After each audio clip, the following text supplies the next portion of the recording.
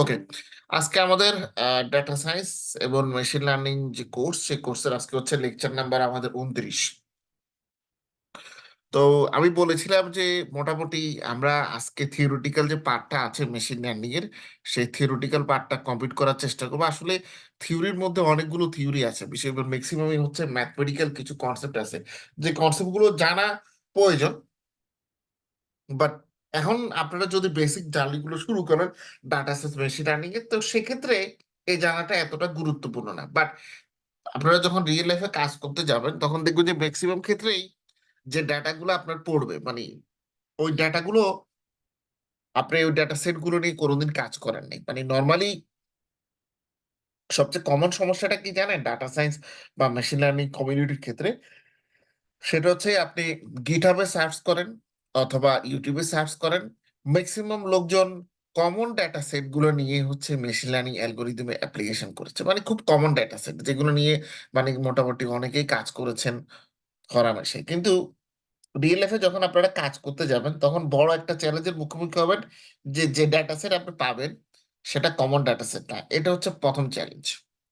Second যে চ্যালেঞ্জটা পাবেন সেটা হচ্ছে যে ডেটা সেট তো পেয়ে গেলেন, বাট এই ডাটা সেটটা কিভাবে কি করবেন সেটা নিয়ে আপনাদের বুঝতে সমস্যা হবে। কারণ কোম্পানিগুলো তো যখন হচ্ছে জব করতে যাবেন আপনারা ডাটা সায়েন্টিস্ট বা মেশিন লার্নিং ইঞ্জিনিয়ার হিসেবে, হ্যাঁ, তখন তারা মূলত আপনাকে প্রবলেম দিবে। আমি কথা অনেকবার ক্লাসে বলছি, এখনো আবার বারবার বলতেছি, কারণ রিয়েল লাইফে এই জিনিসগুলো ঘটে সচরাচর এবং লোকজনের সাথে ঘটেছে, আশেপাশে দেখছি মানুষজনের সাথে, যেহেতু কাজ করছি ফিল্ডে, তাই হরহামেশা এই জিনিসগুলো দেখি। তো আননোন ডেটা সেট দেওয়ার পরে তারা কিন্তু আপনাকে বলে না যে এখানে এই ডেটাতে কি অ্যালগোরিদম অ্যাপ্লাই করতে হবে, কি ধরনের কাজ করতে হবে, এই ডেটা সেটের কি আছে না আছে, এগুলো কিছু বলবে না। শুধু বলবে যে আমাদের প্রবলেম হচ্ছে এটা, আমরা কোম্পানি এটা নিয়ে কাজ করি, আমরা বর্তমানে এই সমস্যা ফেস করতেছি, এবং এর রিলেটেড আমাদের কাছে কিছু তথ্য উপাত্ত আছে যেগুলো আপনাদের সাথে শেয়ার করলাম। এখন এবার এটার উপর ভিত্তি করে আপনারা কিভাবে ডাটা সায়েন্স মেশিন লার্নিং এর কাজ করবেন, এটা হচ্ছে একটা পদ্ধতি। তো এই পদ্ধতিটা কাজের পদ্ধতিতে আসলে ডিপেন্ড করে মূলত কোন ধরনের কোম্পানিতে আপনি জব করেন। Normally data science machine learning এবং আর্টিফিশিয়াল ইন্টেলিজেন্স তিনটাকেই বা ডিপ লার্নিং তিনটাকে যদি আমরা মোটামুটি কি বলে বিবেচনায় আনি, সেক্ষেত্রে মোটামুটি তিন ধরনের কোম্পানি আইটি ইন্ডাস্ট্রিতে আছে। এক ধরনের কোম্পানি আছে যারা মূলত, মানে আমরা একদম যদি সিম্পল ল্যাঙ্গুয়েজে বলতে চাই, যারা মূলত ডেটা অ্যানালিসিস এর কাজ করে। মূলত ডেটা অ্যানালিসিস কাজ মানে হচ্ছে সেখানে তাদের কাছে নানা ধরনের ডেটা আসে, তাদের ক্লায়েন্ট আছে, ক্লায়েন্টদের কাছ থেকে তাদের প্রচুর পরিমাণ ডেটা আসে, সে ডেটাগুলোকে মেশিন লার্নিং অ্যালগরিদম অ্যাপ্লাই করা, অ্যাপ্লাই করে ডেটাগুলোর মধ্যে কি ধরনের ট্রেন্ড আছে বা কোনো প্রবলেম সলভের জন্য কিভাবে ডেটাগুলো ইউজ করতে পারবে, তারা এই কাজগুলো করে থাকেন। আরেক ধরনের কোম্পানি আছে যারা মূলত অন্যদের, তাদের হচ্ছে ক্লায়েন্ট নেই, তারা যা কাজ করে তারা নিজেদের ইন হাউসে, তারা নিজেরাই দেখা গেছে যে ডাটা সায়েন্স মেশিন লার্নিং এর টুলগুলো অ্যাপ্লাই করে তারা নানা ধরনের যে সমস্যাগুলো আছে, মানে আমাদের চারপাশের এই ধরনের সমস্যাগুলো সমাধানের চেষ্টা করেন। হুম। আর একটা কোম্পানি আছে যারা এআই বেসড কাজ করে। তো এআই বেসড কাজ করার মধ্যে কোম্পানিগুলো আবার হচ্ছে দুই ধরনের, যারা শুধু অ্যালগোরিদম মানে ডিপ লার্নিং অ্যালগোরিদম অ্যাপ্লাই করা নিয়ে হচ্ছে কাজ করে। আবার আরো পার্টি আছে যারা হচ্ছে ডিপ লার্নিং কিংবা আর্টিফিশিয়াল ইন্টেলিজেন্সের উপর ভিত্তি করে যারা নানা ধরনের সার্ভিস তৈরি করে। তাহলে দেখলেন যে মোটামুটি ইন্ডাস্ট্রিতে তিন বা চার ধরনের কোম্পানি কিন্তু হচ্ছে আছে। বাট নর্মালি আপনারা যখন চাকরিতে আবেদন করবেন তখন চাকরির আবেদনের যে জব ডিসক্রিপশন, সেটা পড়ে আপনাদেরকে বুঝতে হবে যে হ্যাঁ এদের কোন কোন ধরনের হচ্ছে কাজ করতে হয়। তবে ম্যাক্সিমাম কোম্পানিতে ডাটা সায়েন্স মেশিন লার্নিং এর ম্যাক্সিমাম কোম্পানি তারা হচ্ছে আউটসোর্সিং ভিত্তিতে কাজ করে। তার মানে হচ্ছে তাদের অনেক ক্লায়েন্ট থাকে, ক্লায়েন্ট থেকে তারা বড় কোম্পানিগুলো তাদের নর্মালি তাদের অনেক ডেটা থাকে, তো সেই ডেটার একটা অংশ তারা অন্য কোম্পানিকে দিয়ে দেয়। তো জাপানে এরকম একটা কোম্পানি আছে বাইমা নামে। হুম। বাইমা হচ্ছে আমাদের দেশে যেমন অনলাইনে দারাজ টারাজ এরকম সাইট আছে না, ই কমার্স সাইটের মতো, ওদের ওখানে একটা সাইট আছে বাইমা। তো বাইমার ক্ষেত্রে তারা যেটা করে সেটা হচ্ছে যে তাদের নিজস্ব কোনো তারা ডেটা ডিপার্টমেন্ট নেই, যেটা রাকুতেনের আছে। আমি আপনাদেরকে বলেছিলাম আগে, মনে হয় আপনাদের খেয়াল পড়ে কিনা। তো বাইমা হচ্ছে এই কাজটা পুরো থার্ড পার্টিকে দিয়ে হচ্ছে আপনার কাজ করায়। তো থার্ড পার্টিকে দিয়ে যখন কাজ করায় তখন একটা থার্ড পার্টিকে দিলেই কিন্তু হয় না, দুই তিনটা থার্ড পার্টি নর্মালি থাকে। মানে তাদের কাছে থাকে, তো তাদেরকে তারা কাজগুলো ডাটাগুলো ভাগ ভাগ করে দেয় এবং কোন কোন প্রবলেম বা ডাটাগুলো দিয়ে কি কি কাজ করতে হবে তারা তখন সেটার ইনস্ট্রাকশন দিয়ে দেয়। তো ক্লায়েন্টের সাথে মিটিং এর বিষয়টা কিন্তু এক্ষেত্রে থাকে। এবং ম্যাক্সিমাম কোম্পানিতে যখন আপনি জব করতে যাবেন ডাটা সায়েন্টিস্ট বা মেশিন লার্নিং ইঞ্জিনিয়ার হিসেবে, তখন তারা আপনাকে বলবে যে ক্লায়েন্টের সাথে ইন্টারাকশনের আপনার এক্সপিরিয়েন্স আছে কিনা, তারা এই কথা আপনাকে জিজ্ঞেস করতে পারে। মানে একটা হচ্ছে আপনি পর্দার অন্তরালে কাজ করতে পারেন, একটা হচ্ছে পর্দার সামনে সরাসরি ক্লায়েন্টের সাথে কথা বলে তার প্রবলেম গুলো সলভের কাজ করবেন। তো যেভাবেই কাজ করেন না কেন আলটিমেটলি আপনাকে ডাটা দিয়ে তো কাজ করতে হবে। তাহলে প্রশ্ন উঠে যায় যে আমরা তাহলে এই যে ডেটার কথা বলতেছি, এই ডেটাটা নিয়ে আমরা আসলে কিভাবে কাজ করবো, মানে ডেটা নিয়ে how to talk about data in machine learning. মূলত এটাই তো এখন ডেটা যখন হচ্ছে আমরা কাজ করে থাকি, ডেটাগুলো অনেক সোর্সে থাকতে পারে। সরি, আসলে টায়ার্ড হয়ে আছি, কালকে হচ্ছে অনেক রাত পর্যন্ত আমাদের অফিসের মান্টিন ছিল। তো তো অফিস থেকে আস্তে আস্তে লেট হয়েছে কালকে রাত্রে। আসার পরে আরো অন্য একটা সাবজেক্টের ক্লাস ছিল, তো ওদের ক্লাস নিছে। ক্লাস নিয়ে রান্না করে খেতে খেতে মোটামুটি মধ্যরাত হয়ে গেছে আমার।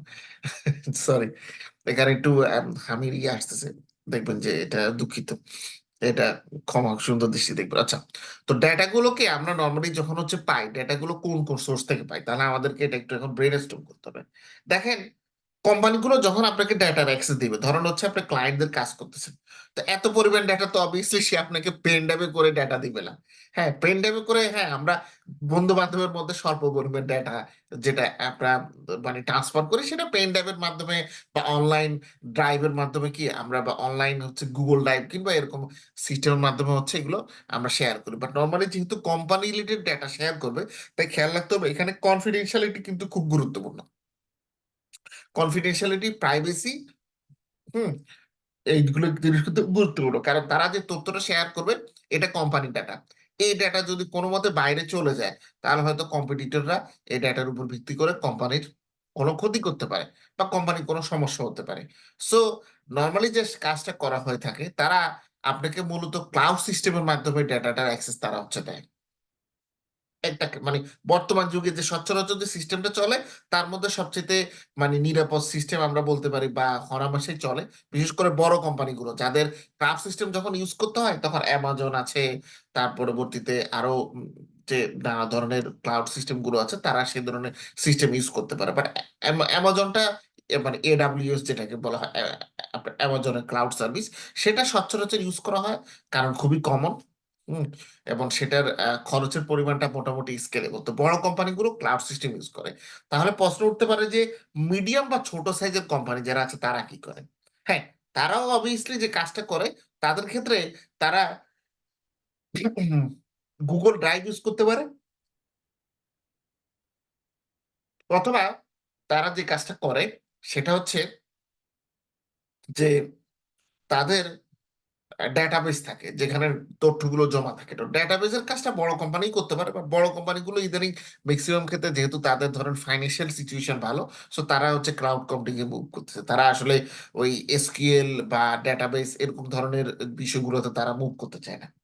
তো মিডিয়াম সাইজ কোম্পানিগুলো তারা নর্মালি হচ্ছে ডেটাবেজের দিকে তারা হচ্ছে মুভ করে, তখন হচ্ছে আপনাদেরকে এই কারণে দেখবেন যে ম্যাক্সিমাম, ম্যাক্সিমাম না, কিছু কিছু ডাটা সায়েন্টিস্ট এবং মেশিন লার্নিং ইঞ্জিনিয়ারের জবের আপনারা রিকোয়ারমেন্টসে দেখবেন যে এসকিউএল আপনাদের জানা লাগে। মূলত যে পদ্ধতি বা যে ল্যাঙ্গুয়েজ ব্যবহার করে আপনাকে সেই ডাটাবেস থেকে ডাটাটা অ্যাক্সেস করতে হবে, তখন সেক্ষেত্রে ওই এসকিউএল বা স্ট্রাকচার্ড কোয়েরি ল্যাঙ্গুয়েজ এটাকে বলা হয়ে থাকে পূর্বে, সেই ল্যাঙ্গুয়েজ হচ্ছে আপনাদের কাজে লাগবে।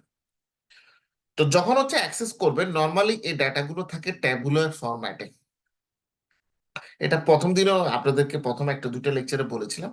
বাট ট্যাবুলেট ফরম্যাটটা হচ্ছে essentially Excel format. But Excel বলে ভুল হবে, এটা হচ্ছে নর্মালি কমা সেপারেটেড যে ফাইল বা সিএসবি ফাইল, সে ধরনের ফাইলের মতো।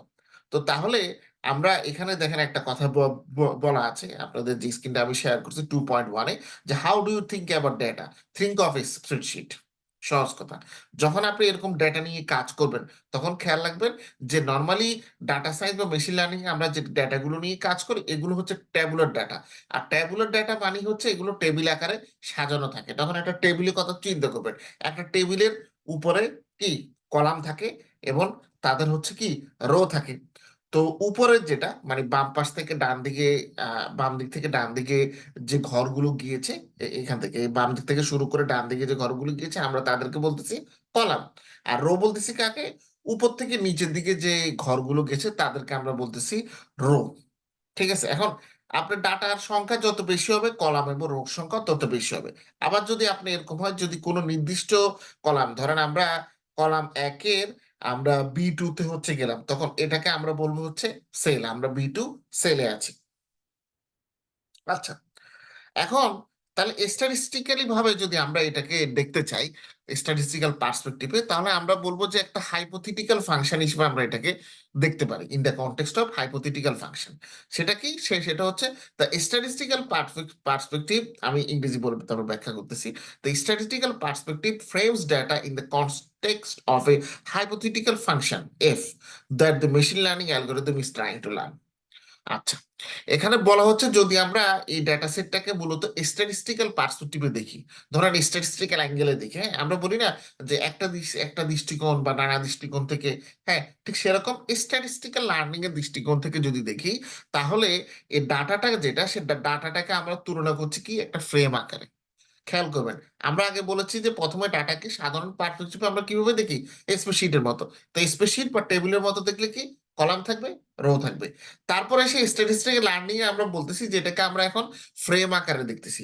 তো যখন এটা ফ্রেম বলতেছি তখন হচ্ছে আমরা ফ্রেম আকারে প্রথমে চিন্তা করতেছি, চিন্তা করার পরবর্তীতে আমরা এখানে মেশিন লার্নিং অ্যালগোরিদম অ্যাপ্লাই করব। তো মেশিন লার্নিং অ্যালগোরিদম অ্যাপ্লাই করে আমরা মূলত একটা হাইপোথেটিক্যাল ফাংশন, এখানে হাইপোথেটিক্যাল ফাংশনটা হচ্ছে এফ দিয়ে আমরা এই মেশিন লার্নিং অ্যালগোরিদমের মাধ্যমে এই ডাটা সেট বা ডাটা ফ্রেম সম্পর্কে জানার চেষ্টা করব।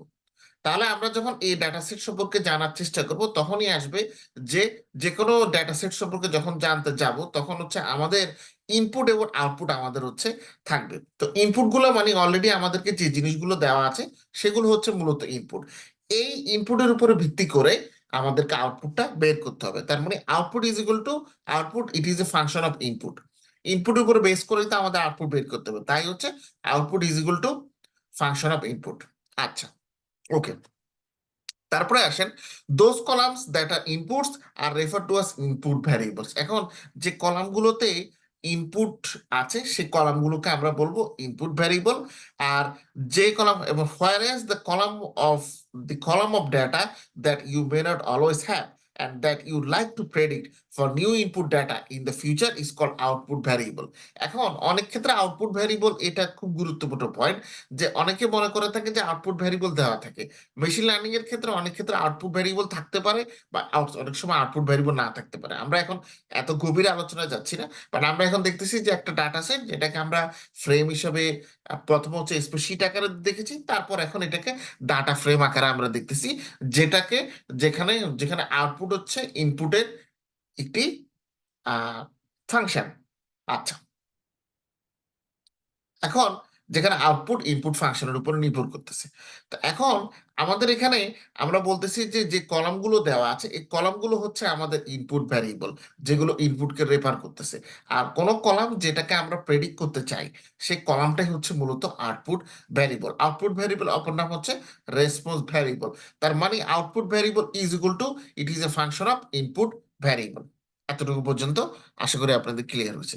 তাহলে এখন এই যে ইনপুট ভ্যারিয়েবলের কথা আমরা বললাম, এখন এই ইনপুট ভ্যারিয়েবলের পরিমাণ কতটা হতে পারে? দেখেন ইনপুট ভ্যারিয়েবল অনেকগুলো হতে পারে, একটা হতে পারে, একাধিকও হতে পারে। যদি একাধিক হয় তখন আমরা নর্মালি যেটা করে থাকি দেখেন, তখন আমরা বলে থাকি যে গ্রুপ অফ ইনপুট ভ্যারিয়েবলস, তখন আমরা সেটাকে ইনপুট ভ্যারিয়েবল না বলে বলে থাকি ইনপুট ভেক্টর। ওকে, আচ্ছা দেখো ইনপুট ভেক্টরকে বর্ণনা করতে হলে একটা এক্সাম্পল তারা হচ্ছে এখানে দিয়েছেন। ধরেন আহ, সেটা হচ্ছে যে ইনপুট ভ্যারিয়েবলকে নর্মাল আমাদের যে সাধারণ স্ট্যাটিস্টিক্স আছে সেখানে ইনপুট ভ্যারিয়েবল গুলোকে ইন্ডিপেন্ডেন্ট ভ্যারিয়েবল হিসেবে ধরা হয়ে থাকে। আর আউটপুট ভ্যারিয়েবল গুলোকে ডিপেন্ডেন্ট ভ্যারিয়েবল হিসেবে ধরা হয়ে থাকে। একটা মিনিট একটু সময় দেন, একটা কল এসেছে, একটু রিসিভ করে নিই।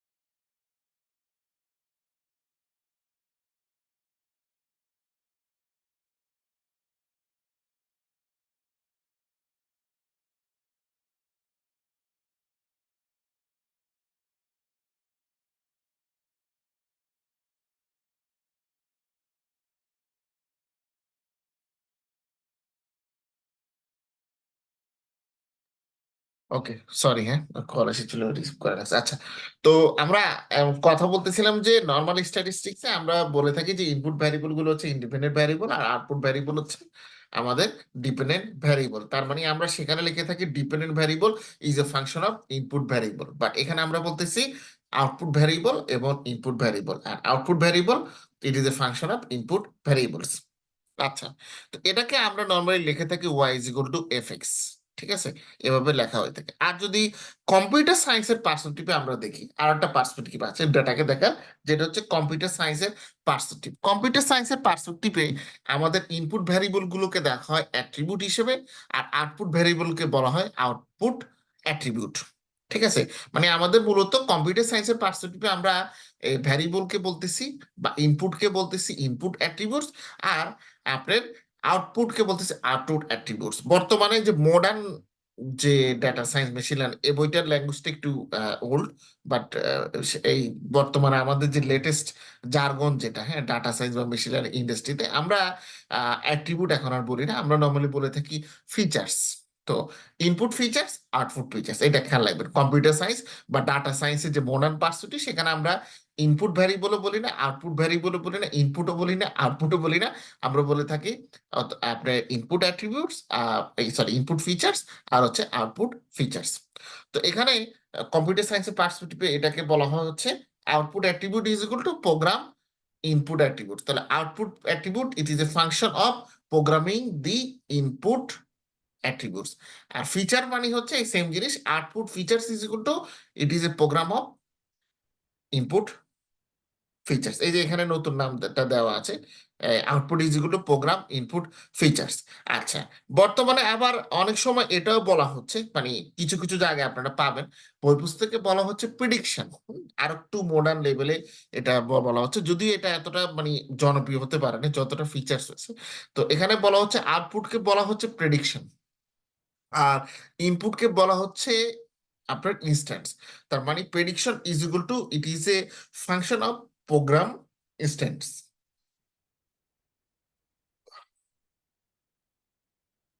তারপর হচ্ছে মডেল এবং অ্যালগোরিদম। তো মডেলের ক্ষেত্রে সবসময় খেয়াল রাখবেন একটা মডেলের কাজটা কি। হুম, এটা কিন্তু ওই নর্মালি যে টেলিভিশন বা সিনেমাতে আপনারা যে মডেল দেখেন, এই এই মডেল আর সেই মডেলের মধ্যে পার্থক্য আছে। ঠিক আছে, এটা এটা এটা হচ্ছে আমাদের স্ট্যাটিস্টিক্যাল বা ম্যাথমেটিক্যাল মডেল। তো মডেলের মাধ্যমে আমরা মূলত যে রিয়েলিটি বা বাস্তব, সে বাস্তবকে আমরা অ্যাবস্ট্রাক্ট ভাবে দেখার চেষ্টা করে থাকি মডেল তৈরি করার মাধ্যমে। তো কেউ যদি আপনাকে বলে, এটা অনেক ক্ষেত্রে ইন্টারভিউ গুলোতে, বিশেষ করে জব ইন্টারভিউ, ডেটা সায়েন্স বা মেশিন লার্নিং এর জব ইন্টারভিউ গুলোতে অনেক সময় তারা টেকনিক্যাল ইন্টারভিউ পার্টে এটা জিজ্ঞেস করে যে can you define model, what is a model. তো মডেলের একদম সিম্পল সংজ্ঞা হচ্ছে, খুব ইজি সংজ্ঞা, model is an abstraction of reality. বাস্তব জীবনের প্রতিচ্ছবি হচ্ছে মডেল, বাংলায় বললে। ঠিক আছে, ওকে। এখন অনেকে মডেল এবং অ্যালগোরিদমকে একসাথে ইউজ করে থাকেন। মডেল হচ্ছে অ্যাবস্ট্রাকশন অফ রিয়েলিটি, আর অ্যালগোরিদম হচ্ছে প্রবলেম সলভিং এর মেথড। দুইটা খেয়াল রাখবেন, একটা হচ্ছে অ্যাবস্ট্রাকশন অফ রিয়েলিটি, আর একটা হচ্ছে problem solving method. Abstraction of reality হচ্ছে মডেল বা বাস্তব জীবনের প্রতিচ্ছবি, আর সমস্যা সমাধানের পদ্ধতি বা প্রবলেম সলভিং মেথড হচ্ছে অ্যালগোরিদমস। তাহলে মডেল এবং অ্যালগোরিদমের মধ্যে পার্থক্য বুঝতে হলে সবসময় খেয়াল রাখবেন, model it is a function of algorithm data. মানে ডেটার উপরে যখন আপনি নানা ধরনের অ্যালগোরিদম অ্যাপ্লাই করবেন, তখনই তো আপনাকে মূলত মডেল দাঁড় করাতে হবে। তাই model it is a function of algorithm, ব্র্যাকেটে হচ্ছে ডেটা। আচ্ছা, তারপরে এবার আসেন যে মেশিন লার্নিং এর ওয়াই এবং এফএক্স এর যে বর্ণনাটা, সেখানের বর্ণনা লার্নিং যে ফাংশন, এবার ফাংশনের ব্যাপারে আমরা আসি। তো মেশিন লার্নিং অ্যালগরিদম আমরা একটু আগে দেখলাম যে আমরা একটা আমাদের ফাংশন আমরা ঠিক করি, যেটার উপর আমরা ফাংশনের উপর ভিত্তি করে আমরা কি করি, output. Output it is a function of input, সেটা Y is equal to FX. তো এখন যে জিনিসটা হয় যে আমরা এই যে এফ ফাংশনটার কথা বলতেছি, এটা আসলে দেখতে কিরকম বা এটা ফর্ম কি, সেটা আমরা জানি না। ঠিক আছে, তো এটা যেহেতু আমরা জানি না, তার মানে আমরা এটাকে কি ধরে নিচ্ছি বা এস্টিমেট করতেছি। তো যে কোনো কিছু যখন আমরা ধরে নিই বা এস্টিমেট করি, সেটার কিছু ইরোর থেকেই যায়। আমরা যেটাকে বলি মার্জিনাল ইরোর বা শুধু ইরোর আমরা এটাকে বলতে পারি। এবং এটাকে নর্মালি ইংরেজি আপনার যে আপনার গ্রিক এপসিলন, এপসিলন যে অক্ষর আছে, এপসিলন দিয়ে এটাকে প্রকাশ করা হয়। তার মানে আমরা এখন আমাদের রিফাইন্ড যে ইকুয়েশন সেটাকে এভাবে লিখতে পারি, Y it is a function of x plus error. এখন এই ইরোরটা হতে পারে, ধরেন হয়তো আমরা এমন কিছু অ্যাট্রিবিউট নিয়েছি যেগুলো এর বাইরেও আরো অ্যাট্রিবিউট হচ্ছে থাকতে পারে। ঠিক আছে, অথবা অনেক সময় আমরা যে সিচুয়েশন বর্ণনা করতেছি সেই সিচুয়েশনের সবগুলো ফিচার অ্যাপ্লিকেবল না হতে পারে, এর বাইরেও অনেক সিচুয়েশন থাকতে পারে। তো এই ইরোরটাকে বলা হয়ে থাকে মূলত ইরিডিউসিবল ইরোর। কারণ আপনার যত ভালোই আপনার মডেল হোক না কেন, এই টার্গেট ফাংশন বা এফ কে এস্টিমেট করার ক্ষেত্রে এই যে ইরোর টার্মটা আছে, এটাকে আপনি কোনোদিনই কমাতে পারবেন না। এই জিনিসটা খেয়াল রাখতে হবে। মানে এটা যেরকম আছে এটা অ্যাজ ইট ইজ সেরকমই থাকবে। এটাকে আপনি যতই চেষ্টা করবেন একদম কমিয়ে আনার, জিরোতে আনার, এটা আপনি পারবেন না। কিছু না কিছু বাদ থেকে যাবে আলটিমেটলি। সো তাহলে আমরা বলতে পারি, the problem of learning A function from data is a difficult problem, and this is the reason why the field of machine learning A machine algorithm exist আছে। এটা তারা এখানে বলেছে। এখন লার্নিং এ ফাংশন টু মেক প্রেডিকশনস। আচ্ছা, তাহলে এখন আমাদের এখানে যে most common type of machine learning সেটা হচ্ছে যে is to learn the mapping. আমাদের মূলত ম্যাপ করা শিখতে হবে। কি ম্যাপ করব? Y it is a function of X to make predictions of Y for new X. আচ্ছা, তো Y is equal to function of F এর, ফাংশন অফ এক্স এর ক্ষেত্রে আমাদের যেটা দেখতে হবে যে যদি এক্স এর নতুন ভ্যারিয়েবল আসে তাহলে ওয়াই কেমন হচ্ছে হবে। তো এই ধরনের মডেলিং কে বলা হয়ে থাকে মূলত প্রেডিক্টিভ মডেলিং বা প্রেডিক্টিভ অ্যানালিটিক্স। তো এই যে আমরা টেকনিক ফাংশনকে লার্ন করার চেষ্টা করতেছি, তো টেকনিক্স ফর লার্নিং ফাংশন, এই ফাংশনকে লার্ন করার জন্য কিছু টেকনিক আছে। তো machine learning algorithms are techniques for estimating the target function F to predict the output variable Y given the input variables. তো আমরা মূলত এই যে ফাংশনটা আছে এফ, এটাকে কি আমরা লার্ন করার চেষ্টা করতেছি। তো এই জিনিসটাকে লার্ন করতে হলে আমাদের এখানে এই ফাংশনটার উপরে নানা ধরনের মেশিন লার্নিং অ্যালগোরিদম অ্যাপ্লাই করতে হবে। তো এই ফাংশনটার সাথে কি আছে, আমাদের ইনপুট ভ্যারিয়েবল আছে। তার মানে আমরা অ্যালগোরিদম গুলো ইনপুট ভ্যারিয়েবল বা ইনপুট ফিচার্স এর উপর অ্যাপ্লাই করব। অ্যাপ্লাই করলে কি আমরা প্রেডিকশন বা আউটপুট ভ্যারিয়েবল ওয়াই হচ্ছে আমরা পাবো। এখন যে মেশিন লার্নিং অ্যালগোরিদম গুলো আছে, তাহলে একটা প্রশ্ন আসতে পারে যে মেশিন লার্নিং অ্যালগোরিদম অনেক রকম হতে পারে, তাহলে আমাদের ফাংশনের শেপ এবং স্ট্রাকচারও তো চেঞ্জ হবে। হ্যাঁ, অবভিয়াসলি চেঞ্জ হবে। ডিফারেন্ট মেশিন লার্নিং অ্যালগোরিদম যেহেতু আছে, তাদের ভিন্ন ভিন্ন প্রতিটা অ্যালগোরিদমেরই নিজস্ব কিছু অ্যাজাম্পশন আছে।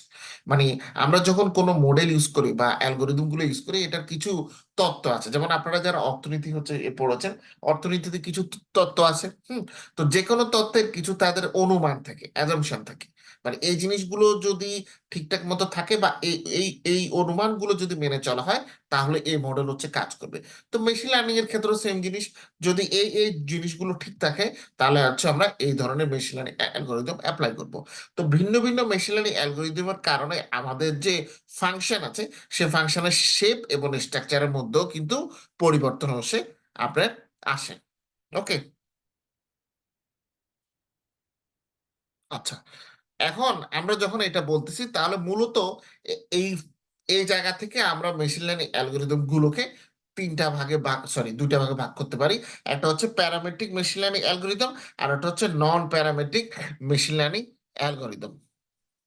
আচ্ছা, প্যারামেট্রিক মেশিন লার্নিং অ্যালগোরিদম সম্পর্কে হচ্ছে, দেখেন আমরা এখানে দেখি, সেটা হচ্ছে যে assumptions can greatly simplify the learning process but can also limit what can be learned। আচ্ছা, একটু আগে তো আমরা বলেছি যে যে কোনো তত্ত্ব বা অ্যালগোরিদম, সেটার পিছনে কিছু কি অ্যাজাম্পশন থাকে, কিছু অনুমান থাকে।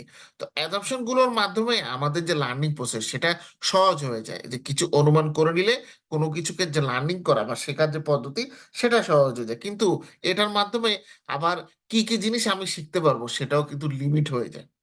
এই কথাটা তারা মূলত এখানে বলেছে। সেটা কিভাবে? সেটা হচ্ছে ধরেন মেশিন লার্নিং অ্যালগোরিদমের ক্ষেত্রে আপনি সিম্পল লিনিয়ার রিগ্রেশন ইউজ করলেন। তো সিম্পল লিনিয়ারে একটা ডিপেন্ডেন্ট ভ্যারিয়েবল, একটা ইন্ডিপেন্ডেন্ট ভ্যারিয়েবল থাকবে, আপনারা জানেন। আর মাল্টিপল হচ্ছে আপনার একাধিক ইন্ডিপেন্ডেন্ট ভ্যারিয়েবল থাকবে। সেক্ষেত্রে ভ্যারিয়েবলের উপরে চেঞ্জ করো কি আপনার এই এ ধরনের চেঞ্জ গুলো হচ্ছে আসে। এখন দেখেন এখানে একটা সংজ্ঞা তারা দিয়েছে। আর লার্নিং মডেল, আচ্ছা, algorithms that simplify the function to a known form are called parametric machine learning algorithm। আচ্ছা, তাহলে এবার এখানে প্যারামেট্রিক মেশিন লার্নিং একটা অ্যালগোরিদমের আমরা সংজ্ঞা পেলাম। বললো যে প্যারামেট্রিক মেশিন লার্নিং অ্যালগোরিদম হচ্ছে সেই অ্যালগোরিদম গুলো যেটা ব্যবহারের মাধ্যমে মূলত আমরা যে ফাংশনটা আছে, সেই ফাংশনটাকে সিম্পলিফাই করি, সহজ করে আমাদের মোটামুটি কমন যে জানাশোনা সেটার মধ্যে নিয়ে আসতে পারি। সেটা হচ্ছে মূলত প্যারামেট্রিক অ্যালগোরিদম। তাহলে প্যারামেট্রিক অ্যালগোরিদম কাজ করে কিভাবে? প্যারামেট্রিক অ্যালগোরিদম কাজ করে দুইটা স্টেপে। প্রথমে হচ্ছে আমরা আমাদের যে ফাংশনটা আছে সেটাকে কোন ফর্মে নিব সেটা হচ্ছে আমাদের ঠিক করতে হবে। তারপর learn the coefficient for the function from the training data. এই যে ফাংশনের যে কোএফিসিয়েন্ট গুলো, যে কোনো ফাংশনের কোএফিসিয়েন্ট থাকে, ঠিক আছে, সেই কোএফিসিয়েন্ট গুলোর আপনার ট্রেনিং ডাটা থেকে সে কোএফিসিয়েন্ট গুলো সম্পর্কে জানা। এখন দেখতেছেন তো ম্যাথমেটিক্যাল নলেজ আসলে কি কারণে কাজে লাগে। আমি কিন্তু এগুলোর সাথে আপনাদের জয়েন করিয়ে দিচ্ছি, ঠিক আছে। জয়েন করিয়ে তারপর আমরা যখন মানে ডেটা দিয়ে প্র্যাকটিস করব, তখন আর আপনাদেরকে এই থিওরি গুলো বলতে হবে না। আপনারা রিয়েল লাইফে কাজ করতে গেলে এগুলো দেখবেন তখন মাথার মধ্যে অটোমেটিক্যালি কাজ করবে। বাট আমি যদি শুধু ডাটা সেট আনলাম, হ্যাঁ এটা লোড করেন, কোড লেখেন, তাহলে আর এটা হলো না। এটা তাহলে এটা মেশিন লার্নিং এর পারপাস কিন্তু না। ডাটা অ্যানালাইসিস যে কেউ করতে পারবে। এখন তো কোড চ্যাট জিপিটিতেই পাওয়া যায়, ঠিক আছে। তাহলে চ্যাট জিটিপি আর মানুষের মধ্যে পার্থক্যটা কোথায়? যে মানুষ এটার পিছনে যে রেজনিংটা আছে, আমি আগেও বলেছি ক্লাসে, যে রেজনিংটা আছে এটার পিছনে, সেটা আসলে ব্যাকগ্রাউন্ড আছে, সে সেটা জানে। এবং সে ব্যাকগ্রাউন্ডের মধ্যে যদি কোনো পরিবর্তন করা যায়, পরিবর্তন করলে কিন্তু অ্যালগোরিদমের ব্যবহারও চেঞ্জ আসবে। সেটা মানুষ যতটা তাড়াতাড়ি সেটা ডেভেলপ বা লার্ন করতে পারে, মেশিন কিন্তু বা চ্যাট জিটিপি এখন পর্যন্ত ততটুকু হাই লেভেলে পারে না।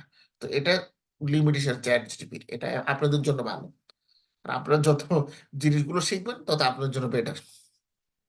আচ্ছা, এখন দেখেন আমরা কি কাজ করলাম, সেটা হচ্ছে যে আমরা বললাম যে parametric machine learning algorithm apply করতে হলে আমাদের দুটো স্টেপ আছে। প্রথম স্টেপ হচ্ছে আমাদের ফাংশনের জন্য একটা ফর্ম ঠিক করতে হবে।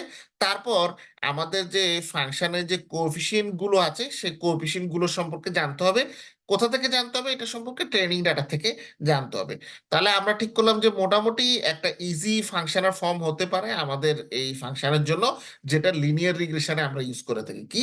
বেটা zero plus beta one X one plus beta two X two is equal to zero. তো এখন এখানে বেটা জিরো, বেটা ওয়ান, বেটা টু হচ্ছে আমাদের কোএফিসিয়েন্ট। তো এখন দেখেন এটা কোএফিসিয়েন্ট মানে হচ্ছে coefficient of a line that control the intercept and slope. একটা লাইন যখন সরলরৈখিক লেখা নিয়ে আমরা কাজ করি, তখন সে লেখার ইন্টারসেপ্ট থাকে, তখন সে লেখার স্লোপ থাকে। আচ্ছা, ইন্টারসেপ্ট বা স্লোপের একটা ফিগার আপনাদেরকে হচ্ছে দেখিয়ে দিন, না হলে এটা নিয়ে কনফিউশন থাকবে। এখানে যেহেতু ওরা ফিগার দেয়নি, আহ আচ্ছা, আসসালামু আলাইকুম। ওমর, আপনার আমি ফাইলটা পাইছি। এটা আপনি কষ্ট করে আমাকে মেইল করিয়েন, ঠিক আছে? ক্লাসের মধ্যে তো ধরেন হচ্ছে ক্লাস করতেছি, এখন তো ডিসকাস করা সম্ভব হবে না। সো আমি আপনার মেইল করে দিলে আমি হচ্ছে এটা চেক করব।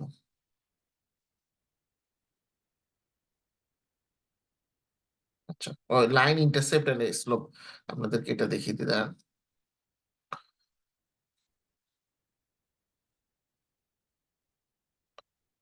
ছোটবেলায় আপনারা শিখছেন লেখো চিত্রের মধ্যে।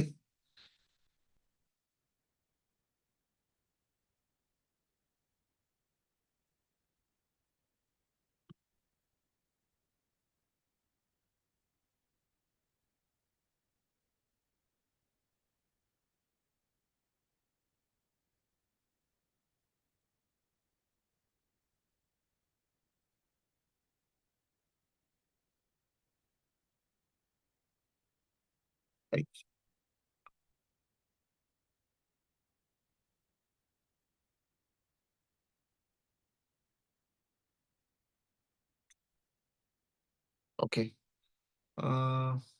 না এটা না।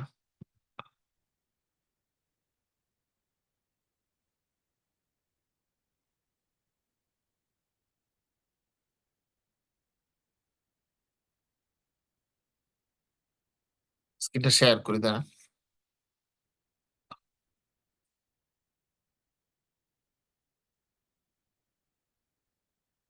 ওকে, তো স্লোপ ইন্টারসেপ্টের একটা ইকুয়েশন আছে যেটাকে বলা হয় হচ্ছে স্লোপ ইন্টারসেপ্ট ফর্ম। এই ইকুয়েশনটা হচ্ছে Y is equal to M X plus B. তো এটা ওয়াইটা হচ্ছে এখানে আমাদের হচ্ছে ওয়াই এবং এক্স হচ্ছে আমাদের ভ্যারিয়েবল। ওয়াই হচ্ছে আমাদের ডিপেন্ডেন্ট ভ্যারিয়েবল, এক্স হচ্ছে আমাদের ইন্ডিপেন্ডেন্ট ভ্যারিয়েবল, হ্যাঁ। আর এমটা হচ্ছে আমাদের যে সরলরৈখিক লেখা আমরা বলে থাকি সে লেখার স্লোপ। আর বিটা হচ্ছে আমাদের Y intercept of the line. তো এটাকে যখন আমরা গ্রাফে আনি এটা হচ্ছে এরকম। এই যে এই গ্রাফটা, এই যে জিরো থেকে এটা আমাদের ও এক্স অ্যাক্সিস, এটা হচ্ছে ও ওয়াই অ্যাক্সিস, ঠিক আছে? আর এটা হচ্ছে আমাদের জিরো। তো জিরো থেকে আস্তে আস্তে যখন এই ওয়াই এর দিকে যাচ্ছে, এই এখানে আমরা পাচ্ছি হচ্ছে বি। তো জিরো এবং বি হচ্ছে আমাদের মূলত ওয়াই ইন্টারসেপ্ট, ঠিক আছে? আর এই যে এখান থেকে রেখাটা গেছে, এখানে এক্স এর রেখা থেকে এখানে আপনার ওয়াই থেকে এখানে এক্স এর মধ্যে গিয়েছে, এটা হচ্ছে line of the form X plus B is equal to হচ্ছে সি। আর এখানের মধ্যে আমরা বলতেছি মূলত স্লোপ চেঞ্জ। এই ওয়াই এর চেঞ্জ এবং এক্স এর যে চেঞ্জ, এটাকে আমরা মূলত change in Y is divided by change in X, আমরা এটাকে মূলত এম দিয়ে হচ্ছে এটা বের করতেছি। এটা হচ্ছে মূলত স্লোপ ইন্টারসেপ্ট ফর্ম। এটা ছোটবেলায় আপনারা করছেন ওই যে লেখচিত্রের যে অঙ্কগুলো ছিল ক্লাস 9-10-এ। সেক্ষেত্রে সাধারণ গণিত ছিল, উচ্চতর গণিত ছিল। আশা করি আপনাদের এবার খেয়াল পড়ে গেছে। ওকে, আমরা আমাদের আলোচনায় ফিরে দেই, যেখানে আলোচনায় ছিলাম। একটু দাঁড়ান।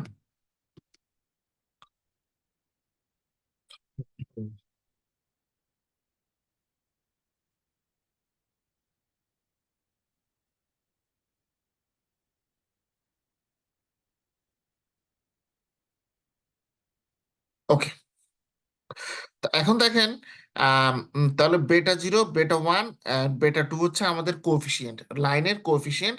এবং এই লাইনটার মধ্যে কি আছে? ইন্টারসেপ্ট এবং স্লোপ আছে। আর এক্স ওয়ান এবং এক্স টু হচ্ছে আমাদের দুটো ইনপুট ভ্যারিয়েবল।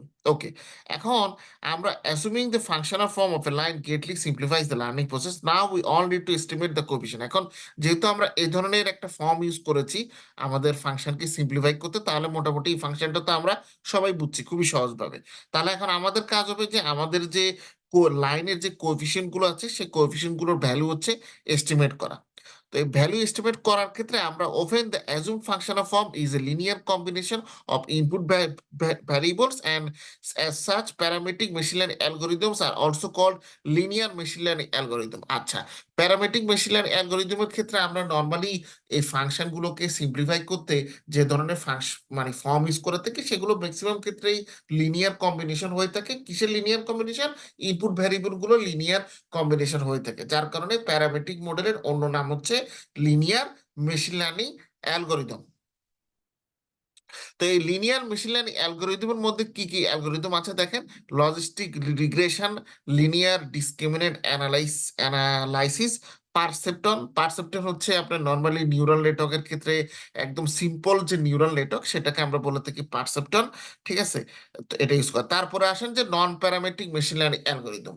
আচ্ছা, নন প্যারামেট্রিক মেশিন লার্নিং, তাহলে এটা নিশ্চয়ই প্যারামেট্রিক মেশিন লার্নিং অ্যালগোরিদমের কি বিপরীত হবে। তো প্যারামেট্রিক মেশিন লার্নিং অ্যালগোরিদমে আমরা হচ্ছে কি ফাংশনটাকে সিম্পলিফাই করতাম। তো এখন নন প্যারামেট্রিকে হয়তো তারা ভিন্ন কিছু করেন, আসেন কি করে সেটা দেখা যাক। Algorithms that do not make strong assumptions about the form of the mapping function are called non-parametric learning algorithm। যে অ্যালগোরিদম গুলো আপনার আমাদের যে ফাংশনটা আছে এফ, সেটাকে ম্যাপিং এর ক্ষেত্রে কোনো শক্তিশালী অ্যাজাম্পশন বা অনুমান তৈরি করে না, সেগুলোই হচ্ছে মূলত non parametric machine learning algorithms. আচ্ছা, by not making assumptions they are free to learn any functional form from the training data। যেহেতু এক্ষেত্রে আসলে কোনো প্রকার অ্যাজাম্পশন থাকে না, তার মানে এখানে আমরা আমাদের যে ট্রেনিং ডাটাটা আছে সেই ট্রেনিং ডাটার যে কোনো ফাংশনাল ফর্ম আমরা নিতে পারি। And non-parametric models are good when you have a lot of data and no prior knowledge, and when you don't want to worry too much about choosing the right features। আচ্ছা, এই যে দেখেন এখানে একটা point এসেছে। তার মানে parametric model যখন আমরা ইউজ করি তখন আমাদের ডাটার পরিমাণটা হয়তো এত বেশি থাকবে না। ঠিক আছে, লট ডাটা থেকে কিছুটা কম থাকতে পারে, এবং সেক্ষেত্রে পাইরিয়র নলেজ অবশ্যই ইম্পর্টেন্ট। কারণ আমরা যদি লিনিয়ার রিগ্রেশন আপনি নাই জানেন, তাহলে সেটাকে ফাংশনটাকে কমন ফর্মে কিভাবে কনভার্ট করবেন। ঠিক আছে, আর ফিচার গুলো সম্পর্কে যদি আমাদের ধারণা কমই থাকে, তাহলে তো আমরা আসলে এই কাজটা আরো করতে পারবো না। তো এই ধরনের সিচুয়েশনের ক্ষেত্রে non parametric machine learning algorithm আমাদের ইউজ করতে হবে। তো নন প্যারামেট্রিক মেশিন লার্নিং এর ক্ষেত্রে কি ইউজ করা হয় দেখেন, ডিসিশন ট্রিজ ইউজ করা হয়, নেপ বেস অ্যালগোরিদম ইউজ করা হয়, সাপোর্ট ভেক্টর মেশিন ইউজ করা হয়, আর হচ্ছে নিউরাল নেটওয়ার্ক ইউজ করা হয়। আচ্ছা, এবার দেখেন যে লার্নিং এর ক্ষেত্রে আমাদের হচ্ছে তিন ধরনের লার্নিং আছে: supervised learning, unsupervised learning and semi supervised learning. Supervised লার্নিংটা হচ্ছে মূলত প্র্যাকটিক্যাল ইউজেস এর ক্ষেত্রে আপনি ম্যাক্সিমাম যে মেশিন লার্নিং মডেলগুলো ইউজ করবেন সেগুলোর একটা মেজরিটি বা একটা বড় অংশ হচ্ছে মূলত সুপারভাইজড লার্নিং বা সুপারভাইজড মেশিন লার্নিং অ্যালগোরিদম। তো সুপারভাইজড লার্নিংটা কি জিনিস? Supervised learning is where you have input variables X and an output variable y, and use an algorithm to learn the mapping function from the input to the output। আচ্ছা, supervise machine learning algorithm গুলো হচ্ছে বা মূলত supervise learning এর কথা বলা হচ্ছে এখানে। যে সুপারভাইজ লার্নিং হচ্ছে যখন আপনাকে ইনপুট ভ্যারিয়েবলস গুলো দেওয়া থাকবে, আবার একটা আউটপুট ভ্যারিয়েবল দেওয়া থাকবে, এবং আপনি সেখানে একটা অ্যালগোরিদম ব্যবহার করে ম্যাপিং ফাংশনকে জানার চেষ্টা করবেন ইনপুট থেকে আউটপুট। ম্যাপিং ফাংশন ইউজ করে ইনপুট থেকে আউটপুট জানার চেষ্টা করবেন। তার মানে বেসিক্যালি ওই যে Y is equal to function of X. Hmm, তাহলে এখানে গোলটা কি দেখেন, the goal is to approximate the mapping function. So so well when you have new input data x, then you can predict the output variables y for the data। তার মানে হচ্ছে আমাদের খুব ভালোভাবে এই যে আমাদের ম্যাপিং ফাংশনকে আপনার খুব ভালোভাবে অ্যাপ্রক্সিমেট করতে হবে। ঠিক আছে, যেন আমরা নিউ ইনপুট ডাটা মানে এক্স এর উপর ভিত্তি করে আপনার যে আউটপুট ভ্যারিয়েবল ওয়াই সেটাকে প্রেডিক্ট করতে পারি। এখন এটাকে সুপারভাইজ লার্নিং বলা হয় কি কারণে দেখেন, it is called supervised learning because the process of an algorithm learning from the training dataset can be thought of as a teacher supervising the learning process। মূলত একজন সুপারভাইজার কি করে আপনাকে কোনো কিছু শেখার ক্ষেত্রে সে হচ্ছে হেল্প করে। তো এই সুপারভাইজ লার্নিং এর ক্ষেত্রে যেটা হয়, আমাদের ট্রেনিং ডাটা সেট থেকে আমাদের যে অ্যালগোরিদমটা আছে সেটা লার্ন করার চেষ্টা করে। তাই এখানে এটাকে সুপারভাইজ লার্নিং বলা হয়ে থাকে। We know the correct answers, the algorithm iteratively makes prediction on the training data and is corrected by the teachers। আমরা কোনটা সঠিক উত্তর হবে সেটা কিন্তু আমরা আগ থেকেই জানি। ঠিক আছে, এখন অ্যালগোরিদমটা সেটা মানে নিরলস ভাবে বা পুনরাবৃত্তিমূলক ভাবে মূলত সেটা প্রেডিকশন করে ট্রেনিং ডাটার উপর ভিত্তি করে, এবং সেক্ষেত্রে এটা টিচার দ্বারা কারেক্ট করা হয়। Learning stops when the algorithm accepts and accept a level of performance। যখন অ্যালগোরিদমের যে অ্যাকসেপ্টেন্স সেটা একটা লেভেলে পৌঁছে যায় তখন আমরা মূলত লার্নিংটা স্টপ করে দিই। তো সুপারভাইজ মেশিন লার্নিং কে দুভাগে ভাগ করা যায়, একটা হচ্ছে ক্লাসিফিকেশন আর একটা হচ্ছে রিগ্রেশন। আচ্ছা, ক্লাসিফিকেশনের ক্ষেত্রে ক্লাসিফিকেশন হচ্ছে এমন ধরনের problem when the output variable is a category such as red, blue, disease or no disease। আচ্ছা, ক্লাসিফিকেশন হচ্ছে যখন আমরা তো বলেছি যে আমাদের আউটপুট ভ্যারিয়েবল থাকে, ইনপুট ভ্যারিয়েবল থাকে। এখন আউটপুট ভ্যারিয়েবল যদি ক্যাটাগরিক্যাল হয়ে থাকে মানে কোয়ালিটেটিভ হয়ে থাকে, তখন সেক্ষেত্রে আমাদের এটা হচ্ছে একটা ক্লাসিফিকেশন প্রবলেম, আমরা এটাকে ক্লাসিফিকেশন প্রবলেম বলে বলতে পারি মানে সুপারভাইজ মেশিন লার্নিং এর ক্ষেত্রে। আর রিগ্রেশন হচ্ছে, আর regression is a problem is regression problem is when the output variable is a real value such as dollars or weight.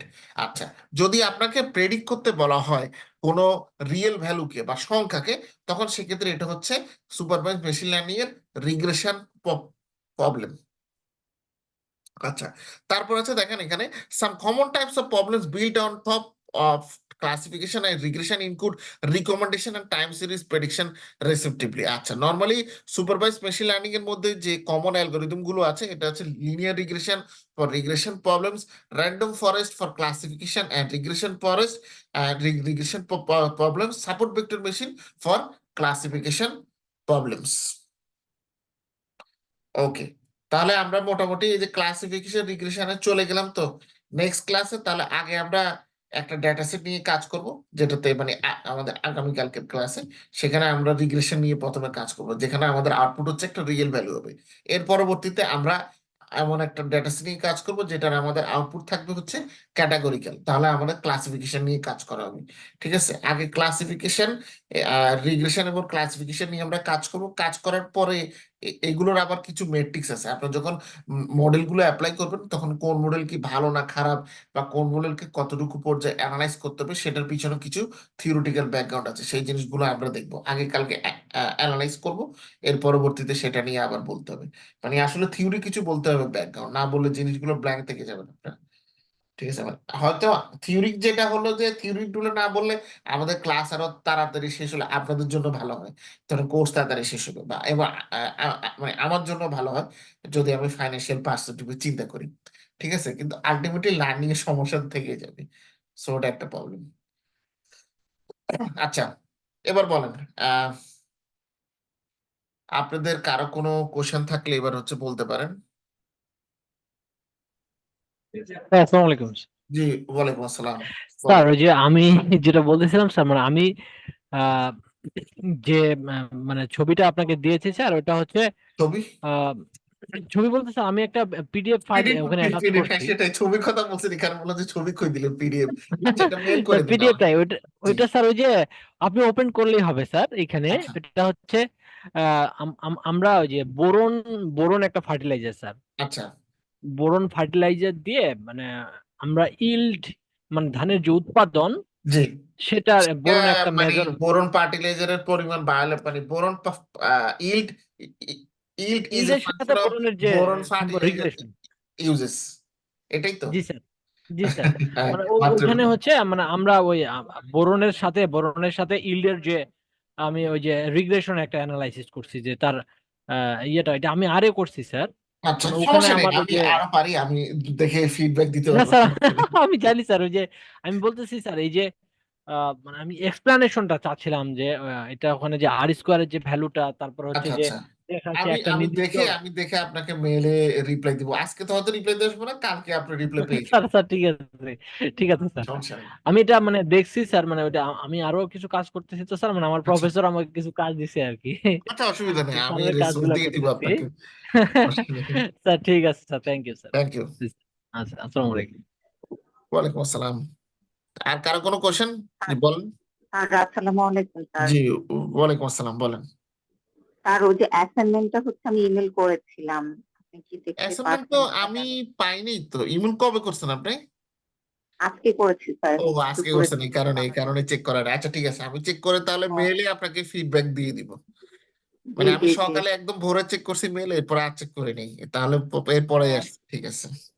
আচ্ছা আচ্ছা। আর স্যার ওই যে আরেকটা কোশ্চেন ছিল, জি, আমাদের বলেন। ওই যে লেকচার করে যখন ইউরোর উপরে ইডি অ্যানালিসিসটা করিয়েছিলেন, জি, ওই যে বাকি আরো মনে হয় কিছু বাকি ছিল, মানে আউটপুট আসতে অনেক স্লো টাইম নিচ্ছিল। তো পরে মনে হয় বলেছিলেন যে বাকি হ্যাঁ, যেগুলো আমি আছে ওগুলো বলছিলাম যে দেখাবেন। ওইটা ওই দেখাবো পরে, ওইটা আমার পিসিতে বুঝছেন পাক্কা একদিন লাগছে ওটার আউটপুট আসতে, মানে পিসি হ্যাং হয়ে ও গিয়েছিল ওই আমি জানি না ওইটা কেন, বাট সেটা আমি আপনাদেরকে আমি বলেছি, কি জানি আমি বলছি কিনা আমার ওটা খেয়াল পড়তেছে, বাট আমি আপনাদেরকে লাস্ট ক্লাসে আমি ওই ডাটা সেটটা আবার আপনাদেরকে দেখাবো। ওই যে ওইটা ইয়ার ডাটা সেটই তো ছিল মনে হয়, ওই যে কারেন্সির ডাটা ইউরো। সেট, জি জি জি জি। ইউরো ডাটা সেট ছিল। ওইটা আমার পিসি একদিন পুরো হ্যাং ছিল ওই অবস্থাতে ও আপনাদের ক্লাস নেওয়ার পরে। আচ্ছা আচ্ছা। আমি জানি না আসলে এতটা হেভি চাপ কেন পড়ছে পিসির উপরে। তো আমি ওই পর থেকে আর আসলে মানে পিসিতে যেহেতু কন্টিনিউয়াস কাজ করা হয়, তো আমি এই কারণে আর ওটা টাচ করিনি, বুঝছেন। কারণ হ্যাং হয়ে ওকে গেলে তো স্যার বিপদ, তাহলে। সবসময় ক্লাস থাকে। তো এটা আমি দেখবো, বলছি যে এটা আপনাদের লাস্টের, মানে যেহেতু ক্লাসে আসলে এতটা সময়ের তো কারোই থাকা সম্ভব না, তো এটা আমি দেখে হুম মাঝখান দিয়ে হয় অ্যানালাইসিস করে আপনার হয় ভিডিও একটা রেকর্ডিং করে দিব যদি পারি, বাট ভিডিও তো হয়তো টাইম শেষ করতে যাবে না, আর নাহলে অ্যানালাইজ করার পরে আপনার হুম। যে উত্তরটা আউটপুটটা আসবে সেটা আমি শেয়ার করবো আর কি। বাট এমনি মেশিন জি। লার্নিং অ্যালগোরিদম গুলো থেকে এবার এবার ইডিএর যে বিষয়গুলো আছে এগুলো আমি আস্তে আস্তে আমার যে গিটহাব লিঙ্কটা আছে সেখানে হচ্ছে লোড করবো আমি। Okay sir.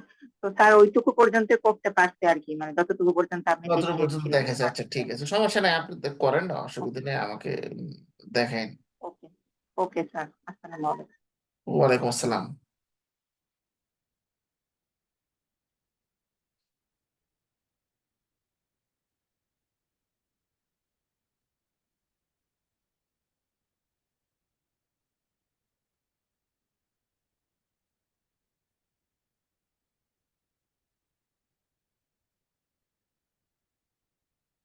ঠিক আছে, আর কারো কোনো কোশ্চেন নাই কেমন?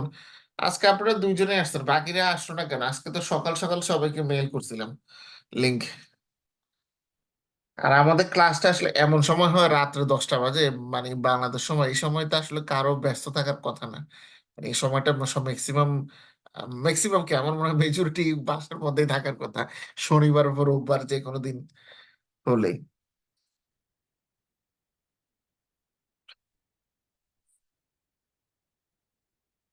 ঠিক আছে তাহলে, সবাই ভালো থাকবেন, সুস্থ থাকবেন। আগামী ক্লাস আগামীকালকে, সো সেটার তো লিঙ্ক পেয়ে যাবেন, আপনারা চলে আসবেন।